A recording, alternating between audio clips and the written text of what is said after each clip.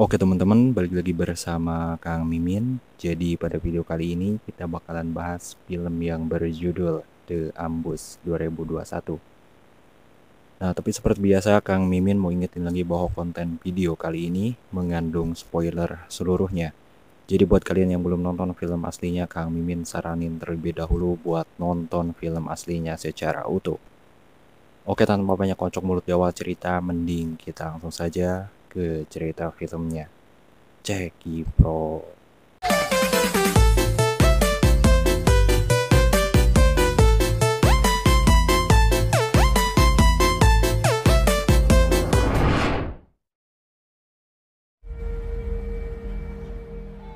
Cerita dimulai dengan sebuah dokumentasi peperangan asli di Yaman pada tahun 2015. Pemicu peperangan didukung dengan pihak asing dengan tujuan untuk menggulingkan pemerintahan Yaman. Kelompok milisi berhasil menguasai kota-kota penting. Akibat dari peperangan ini, warga sipil yang tak berdosa pun menjadi korban. Pemerintah Yaman yang tak mampu menjaga negaranya pada akhirnya meminta bantuan kepada sekutunya. Dan koalisi internasional Dewan Keamanan PBB meminta Uni Emirat Arab untuk mengembalikan stabilitas negara Yaman. Scene berpindah ke camp di Uni Emirat Arab di kota Mocha, Yaman Selatan. Kita diperkenalkan dengan prajurit-prajurit terlatih, di antaranya Sersan Al-Hidasi, Sersan Bilal, Sersan Ali, dan Sersan Palasi.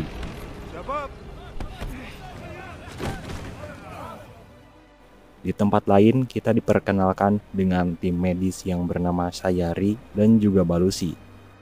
Esok harinya mereka bersiap untuk melaksanakan patroli rutin. Pasukan 01 dan 02 akan berpatroli di sana dan akan membagikan sembako kepada warga sipil. 2 kendaraan patroli pun diberangkatkan meninggalkan camp. Kemudian kita diperkenalkan dari tim cepat tanggap yang bernama Kolonel Majrui. Diketahui ia akan mengikuti sebuah tes kenaikan pangkat. Oleh karena itu, ia menggantikan dengan Kapten Said. Scene berpindah kepada tim yang sedang berpatroli. Setelah sejauh berjalan, mereka juga bertemu dengan pasukan Yaman yang sedang berpatroli. Namun, satu kendaraan Yaman mengalami kerusakan dan membutuhkan perbaikan. Bilal diberitahu jika di depan sana sepertinya ada aktivitas yang mencurigakan. Bilal juga yang menerima laporan itu mengajak Hidasi untuk memeriksanya. Sementara pasukan kedua akan membantu pasukan Yaman untuk memperbaiki kendaraan yang rusaknya. Di sana mereka bertemu dengan warga sipil yang kemudian membagikan sembako kepada warga di sana. Salah satu warga memberitahu Bilal jika di balik bukit terdapat suara ledakan yang ia saksikan pada malam harinya. Kemudian mereka bertiga segera mengecek yang ditunjukkan oleh si bapak ini. Tidak lama Bilal mendapatkan informasi dari pasukan 02 yang memberitahukan jika mereka telah selesai memperbaiki kendaraan pasukan Yaman. Dan sebentar lagi mereka akan segera menyusul. Namun di tengah jalan ada yang menghadang laju jalan mereka. Dan tiba-tiba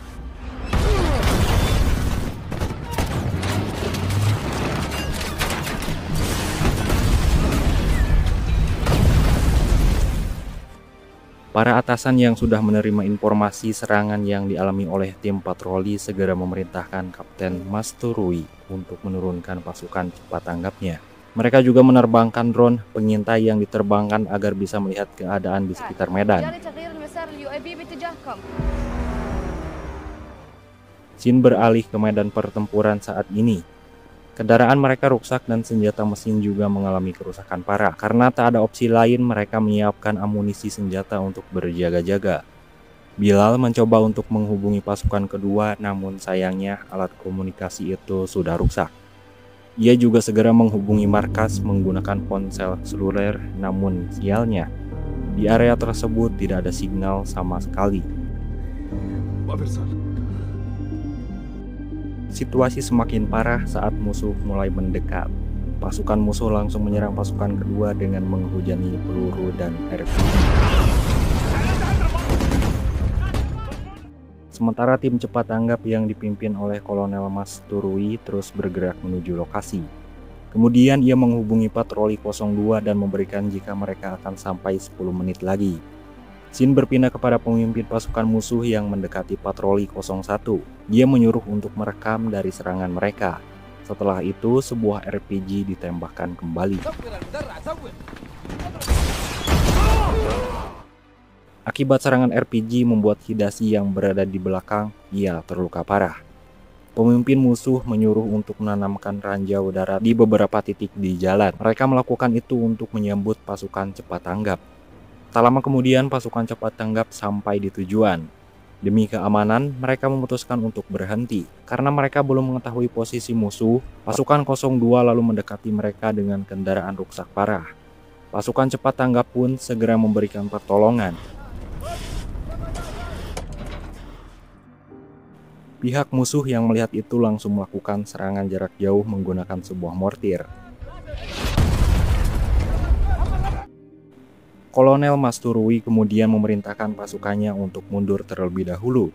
Setelah di luar jangkauan, di luar serangan mortir, Kolonel Masturui kemudian menghubungi markas pusat. Ia meminta menerbangkan drone untuk mendeteksi posisi musuh. Seorang atasan di markas memberikan otoritas penuh untuk mengambil keputusan di lapangan. Ia meminta menyelamatkan pasukannya dan membawa kembali dengan selamat. Setelah dirasa aman, Matsuri meminta rekannya untuk maju ke arah lokasi penyergapan. Anehnya pihak musuh tidak menembak mereka, dan ternyata pihak musuh sengaja agar mereka terjebak di lingkaran jebakan mereka. Dan tiba-tiba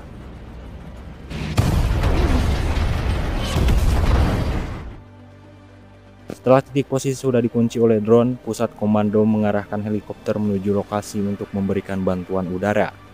Pihak musuh yang gagal menghancurkan kendaraan Matsuri lantas menyuruh anak buahnya untuk menyerang patroli 01 dengan tembakan RPG.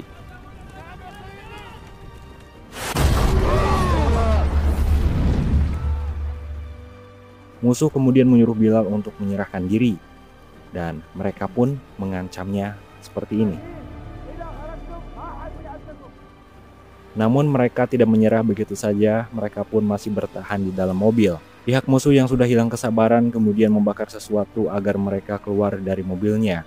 Bilal mencoba memberikan perlawanan menembaki musuh. Namun tanpa ia sadari ternyata ada sniper musuh yang sedang mengincar kepalanya. Shin berpindah ke bantuan cepat tanggap. Di sana Kapten Matsuri meminta izin kepada kapten di pangkalan militer agar ia maju lebih dulu. Matsuri pun mengizinkan Kapten Said untuk lebih dulu sembari menunggu heli Apache datang. Pihak musuh yang mengetahui pasukan cepat tanggap sudah mendekat jelas membuat mereka kembali bersembunyi di bukit. Melihat kesempatan itu, Bilal dengan dua rekannya segera keluar dari kendaraan. Gumpalan asap menjadi keuntungan buat mereka agar bisa menghindari sniper musuh. Di sana Ali yang melihat tempat aman dari musuh kemudian mengajak Hidashi dan Bilal untuk berlindung di sana. Namun Bilal dan Hidashi tidak bisa bergerak jauh karena mereka berdua sedang terluka di bagian kaki. Di sini Ali akan bergerak lebih dahulu dan ia meminta untuk melindunginya dari pihak musuh. Sementara Kapten Said dan tim medis mulai mendekat, namun lagi-lagi mereka menyerangnya dengan mortir. Setelah berhasil menghindari dari pihak musuh, Kapten Said meminta Sayari dan Balusi untuk maju terlebih dahulu. Di sana Hidashi pun terlihat senang melihat kedatangan mereka. Namun tiba-tiba kedua penolong itu pun mengalami kerusakan parah akibat terkena ranjau musuh. Said kemudian melaporkan kembali kejadian ini ke Matsuri.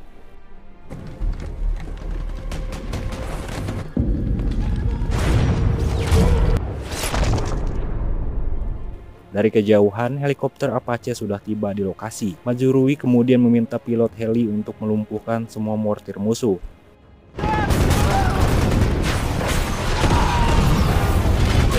Tanpa buang waktu, heli Apache langsung menyerang dengan serangan edan. Melihat musuh yang sedang mengincar Apache, Palaci segera mengambil kesempatan untuk menyelamatkan Kapten Said yang terluka akibat serangan RPG musuh. Namun di sana helikopter Apache tidak dapat menghancurkan mortir musuh yang tersisa. Dua pasukan kendaraan cepat tanggap kembali diperintahkan untuk maju. Mengetahui Apache sudah pergi, pihak musuh kembali memasang ranjau di sepanjang jalan. Pusat komando yang melihat itu mencoba untuk menghubungi agar kendaraan tidak melintasi rute itu. Namun sialnya, alat komunikasi di kendaraan itu mengalami kesalahan. Mas Turui kemudian mempunyai rencana. Dia mengatakan bahwa kendaraan di sepanjang jalan bisa dijadikan tameng pelindung untuk mendekati lalu memberitahukannya kepada sang komandan. Atasannya kemudian memberitahukan ke Turui jika maju ke medan pertempuran maka dia akan menjadi sasaran utama karena musuh akan mengincar komandan pasukannya.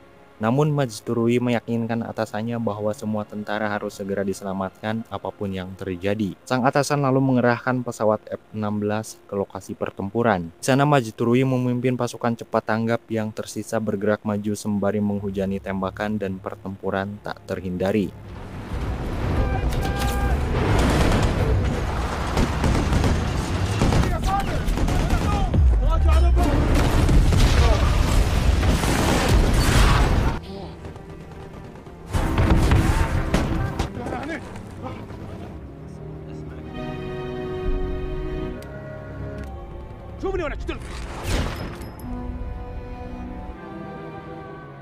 Kapten Sayari dan semua pasukan berhasil masuk ke dalam kendaraan. Mereka pun segera meninggalkan medan pertempuran.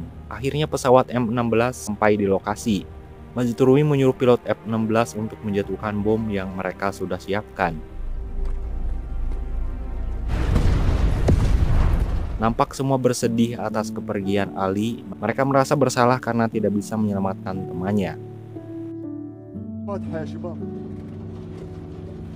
Setibanya di markas, para prajurit yang terluka segera diatasi oleh tim medis.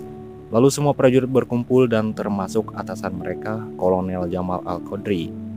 Jasad Ali pun dikeluarkan dari dalam kendaraan secara perlahan. Semua prajurit hanya bisa mendoakan Ali sebagai prajurit memberani sampai titik darah penghabisan. Dan film pun selesai.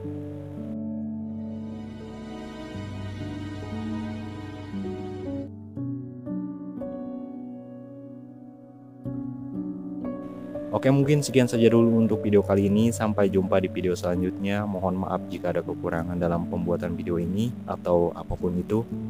Karena saya manusia yang tak luput dari kesalahan. Jangan lupa like jika suka dan subrek jika pengen ketemu lagi bersama saya Kang Mimin. Terima kasih. Sampai jumpa.